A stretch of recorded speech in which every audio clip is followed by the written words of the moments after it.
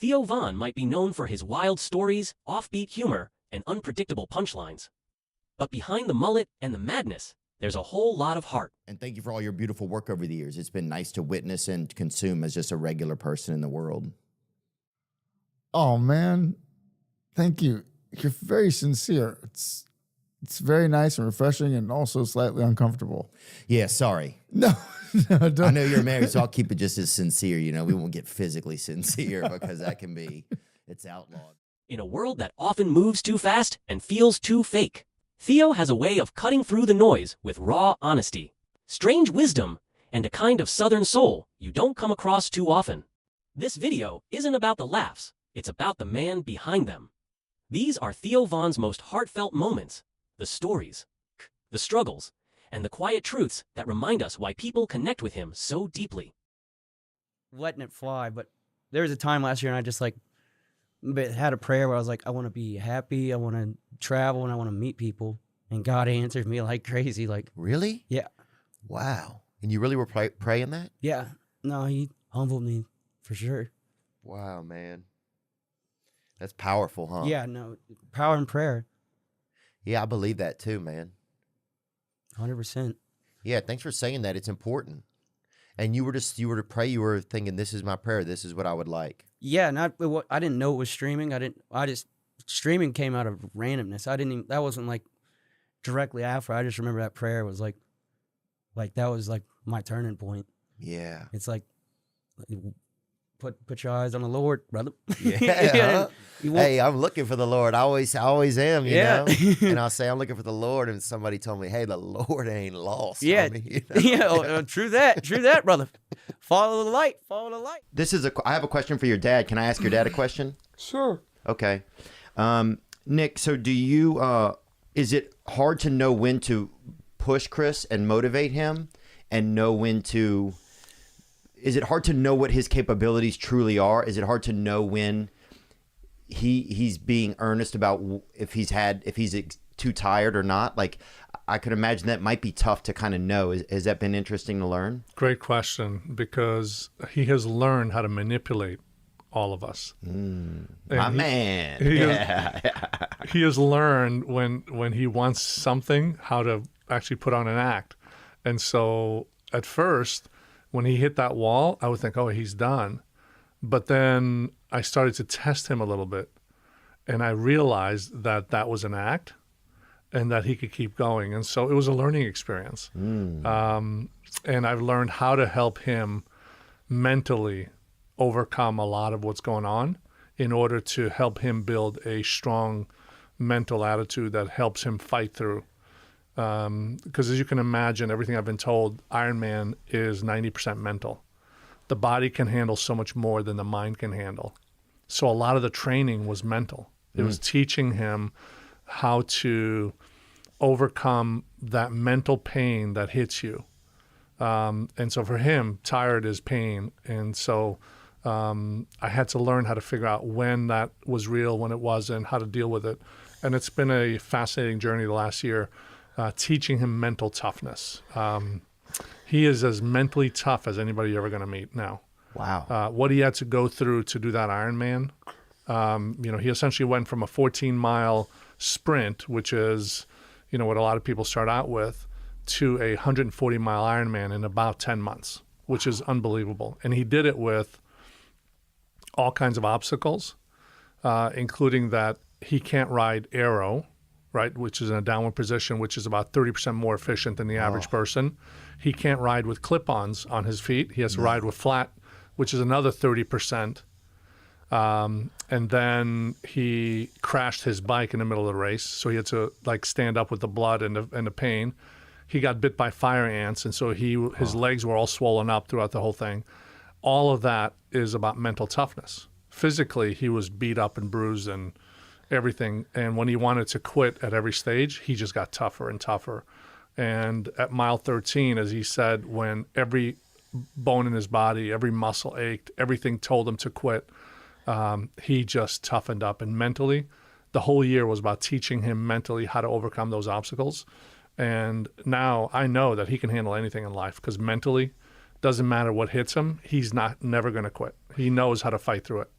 Was he always like that, or it's definitely No. you've noticed something that was learned? No, it's something that's been learned in the last year. He was never like that.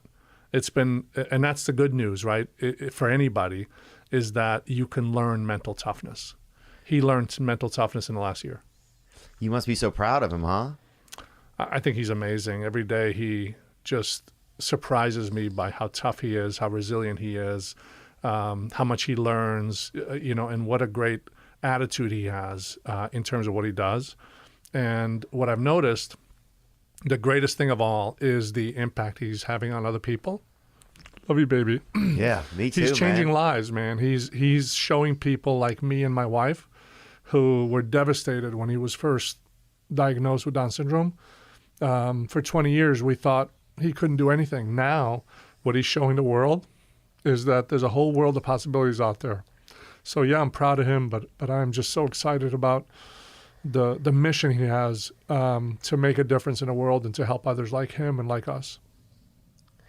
I said we're listening.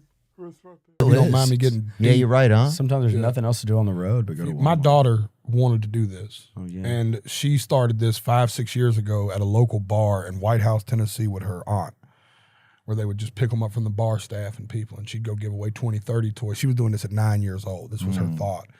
And I looked back at it, and when I got out of jail,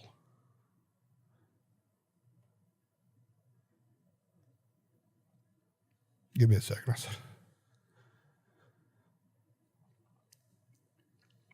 I came home like December of 2009. I didn't have any money for toys, And the halfway house, the Men of Valor, did a toy drive for the guys that just came home. And I remember dropping off a truck of toys I couldn't afford for her Christmas. And I didn't even get to meet her at that time. I wasn't by court. I wasn't even allowed to see her. Wow. I just got home. Wow. So her heart to want to do this toy drive and then me to be able to be in a situation to amplify it is like, it's really cool. That is amazing. Fuck, I said I wasn't going to cry today. I was like, I'm not going to be fucking emotional today. I've had It's an that time emotional of week. year, Dude. I man. got It's nominated for a okay. Grammy. I It's having know. a fucking weird couple weeks. Damn, dude. You the only dude I know who's been nominated for a Gram and a Grammy.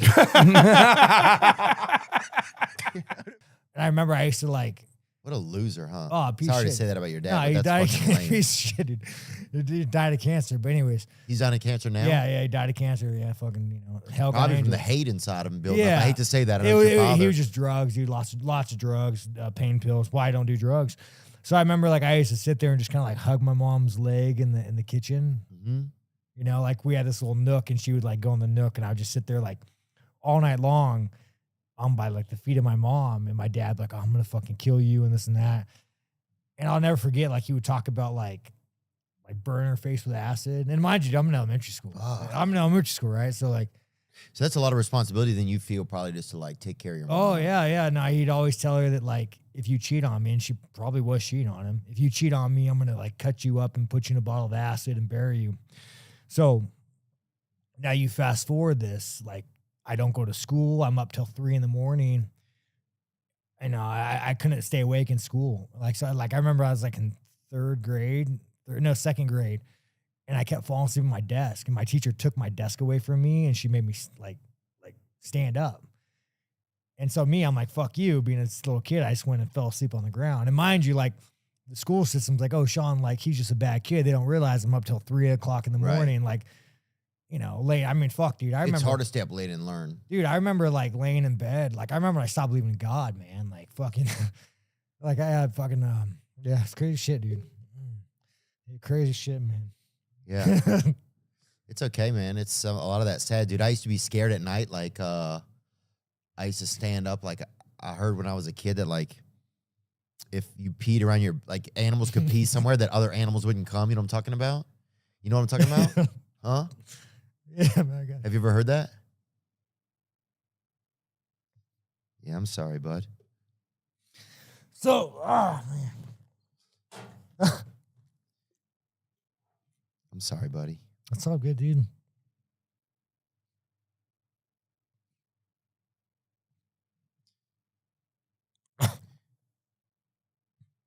We don't have to talk, man. I can just sit here with you for a minute. Oh fuck. Fuck. 6 seconds. I can just sit here. We can just Nah, sit it's here. all good, dude. 6 seconds. I just process it.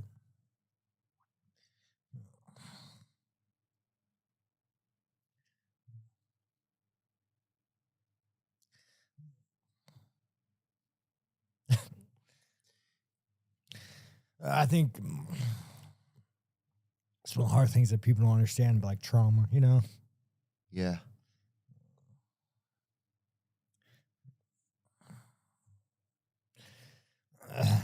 Sometimes it just comes out. Oh, no, dude. Like, I remember I have a hole in my gum.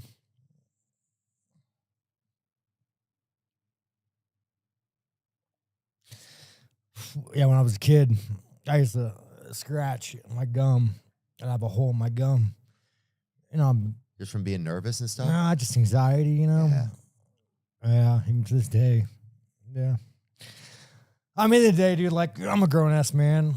I don't give a fuck. I mean, you could post this. I don't care. Oh, dude, I don't have any. No, it's all good, dude. I mean, it is what it is, dude. Like, it is what it is. Like, people understand. Like, when I talk about, like, oh, I'd kill a man, it's like, you don't understand, dude. Like, when you go through that level of trauma, like, you just view the world differently, you know? So it's like, I have a hole in my gum because I'd have so much anxiety as a kid, and I would just scratch my gum until, like, I mean, just blood, you know?